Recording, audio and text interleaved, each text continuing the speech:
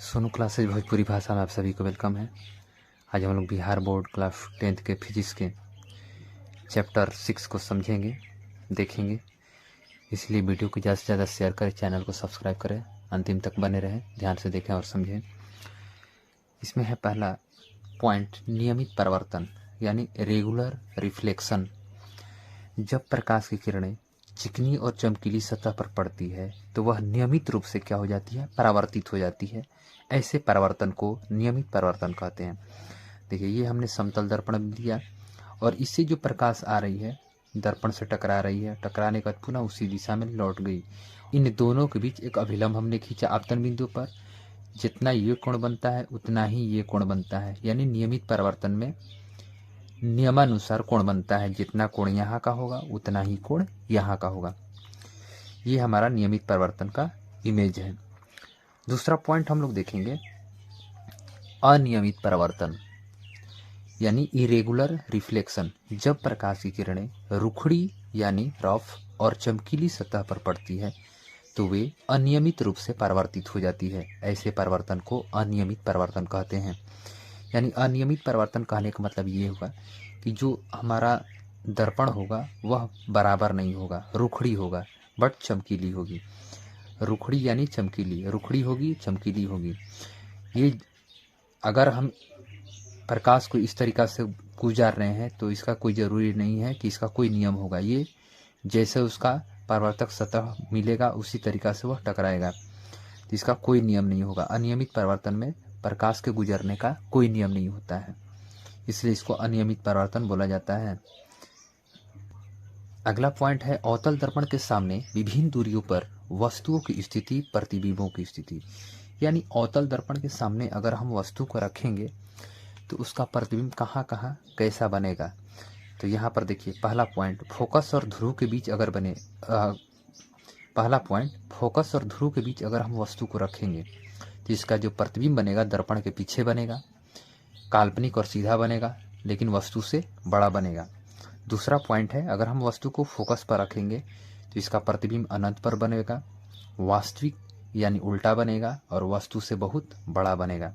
3 number point है, focus और वक्रता केंद्र के बीच अगर हम वस्तु को रखेंगे तो इसका प्रतिबिंब वक्रता केंद्र और अनंत के बीच बनेगा, वास्तविक यानी उल्टा बनेगा और वस्तु से बड़ा बनेगा।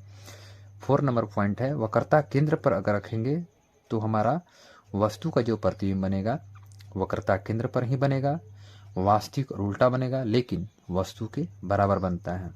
कहाँ पे? वक्रता केंद्र पे अगर हम रखेंगे तब। 5 नंबर पॉइंट है, वक्रता केंद्र और अनंत के बीच में अगर वस्तु को रखा जाए तो इसका प्रतिबिंब वक्रता केंद्र और फोकस के बीच बनेगा, वास्तविक और उल्टा बनेगा और वस्तु से छोटा बनेगा। अगर हम वस्तु को अनंत पर रखते हैं तो इसका प्रतिबिंब फोकस पर बनेगा, वास्तविक और उल्टा बनेगा और वस्तु से छोटा बनेगा।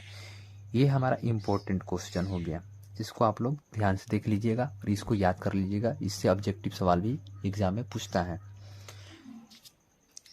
अगला देखेंगे हम लोग, अवतल दर्पण का उपयोग कहाँ होता है, ये देखेंगे। अवतल दर्पण का उपयोग निम्नलिखित है। अवतल दर्पण का उपयोग निम्नलिखित कामों में होता है। पहला देखते हैं, रोगियों के नाक, कान, गला इत्यादि के जांच में अवतल दर्पण का उपयोग होता है। दूसरा है, हजामती दर्पण के रूप में भी, यानी जो नाई जो बाल को काटता है वहाँ पर भी अवतल दर्पण का उपयोग किया जाता है। सौर भट्टियों में। 4th नंबर, सर्च लाइट, गाड़ियों के अग्रदीपों में, टॉर्च में, टेबल लैंप इत्यादि में भी किया जाता है। अब यहाँ से क्वेश्चन ये हुआ, अवतल दर्पण का उपयोग हजामती दर्पण के रूप में क्यों किया जाता है।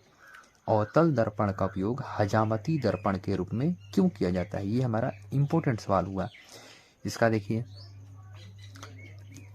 अवतल दर्पण का उपयोग हजामती दर्पण के रूप में इसलिए प्रयोग किया जाता है क्योंकि अवतल दर्पण के सामने कोई भी वस्तु को अगर हम रखेंगे तो उसका प्रतिबिंब क्या करता है, सीधा यानी आभासी और वस्तु से बड़ा बनता है।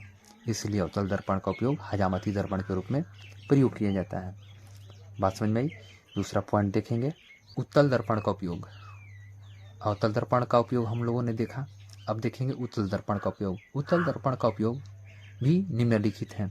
गाड़ियों के साइड मिरर में, यानी पीछे की जो भी गाड़ी आती है उसको देखने के लिए साइड मिरर में इसका उपयोग किया जाता है। दूसरा है मानवनेत्र में, यानी जो चश्मे का उपयोग किया जाता है उसमें भी उत्तल दर्पण का उपयोग किया जाता है। इसका उपयोग सड़क या गली में स्ट्रीट लाइट, जो लाइट वगैरह लगा रहता है गलियों में, रोडों पे, उसमें भी इस दर्पण का उपयोग किया जाता है। अगला पॉइंट देखेंगे, उत्तल दर्पण का उपयोग गाड़ियों के साइड मिरर या पश्च दृश्य को देखने के रूप में क्यों किया जाता है।